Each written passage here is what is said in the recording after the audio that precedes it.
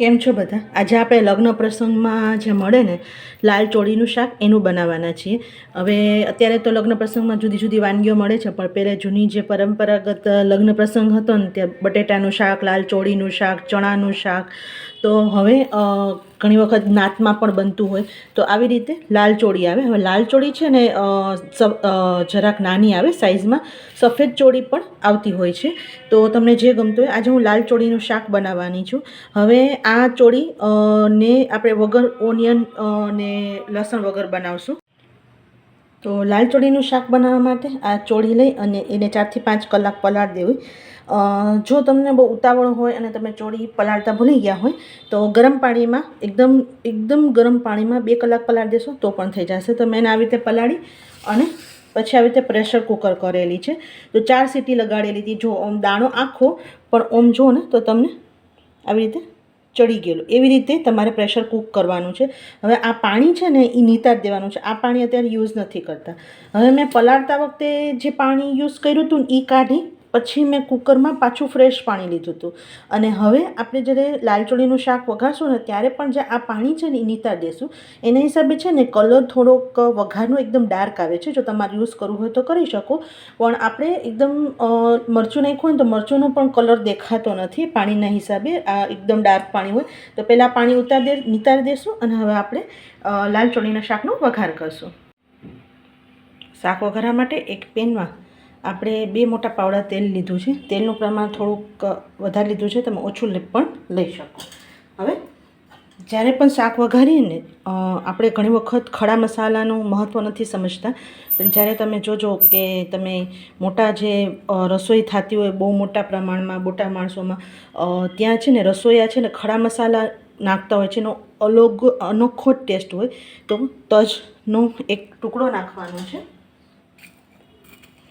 2-3 લવિંગ નાખવાના છે, સૂકું લાલ મરચું નાખવાનું છે. હવે સેજ બહુ જ ઓછું જીરું નાખવાનું છે. જીરું સરખું તતરી જાય. હવે આ રેસીપી ખાસ જૈન અમારા લોકોમાં આઠમ કે પાખી કે પર્યુષણમાં તમારે જો બનાવવું હોય તો તમે બનાવી શકો. તો તમે આ રીતે એક વખત ચોક્કસ બનાવજો તો તમને ટેસ્ટ બહુ જ ઇન્હેન્સ થશે. આવી રીતે બનાવશો તો. જો જીરું સરસ તતરી ગયું છે. હવે એક ટમેટું હતું ને એને આપણે જે આદુની ખમણી હોય ને એમાં ખમણી લીધું છે, એ એક ટમેટું નાખી દેશું.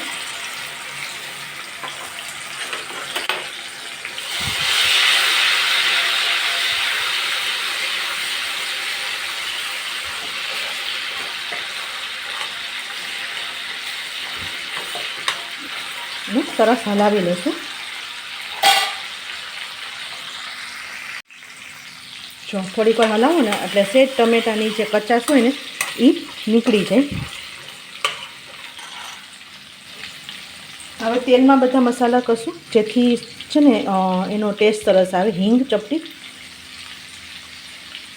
હળદર ચપટી, લાલ મરચું, કાશ્મીરી લાલ મરચું છે 1 ચમચી લીધું છે. મરચું નાખી અને તરત હલાવી અને જે આપણે ચોળી છે ને એ બધી નાખી દેવાની છે અને હલાવી લેશું.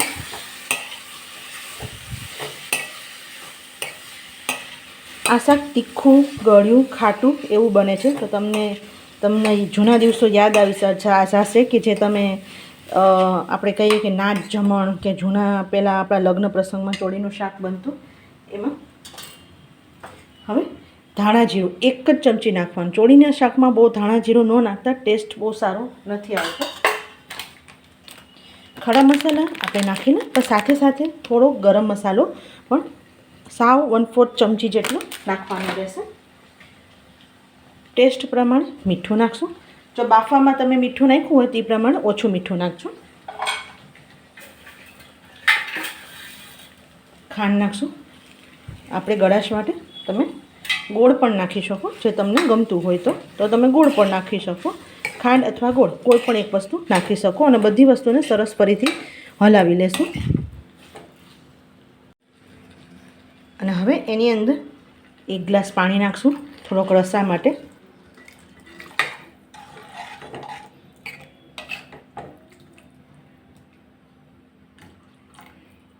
જો તમે કલર ઉપર જુઓ કે તમે તેલમાં મસાલા નાખેલા હોય ને તો કલર પણ સરસ આવે. હવે 1-2 મિનિટ માટે ઉકળવા દેશું એને. જો શાક સરખું ઉકળી ગયું છે. શાક સરખું ઉકળે ને તો સરસ ઇન્હેન્સ એકદમ રસા છે ને અને જે મસાલો નાખ્યો હોય ચોળી સાથે એકદમ ભળવા માંડે.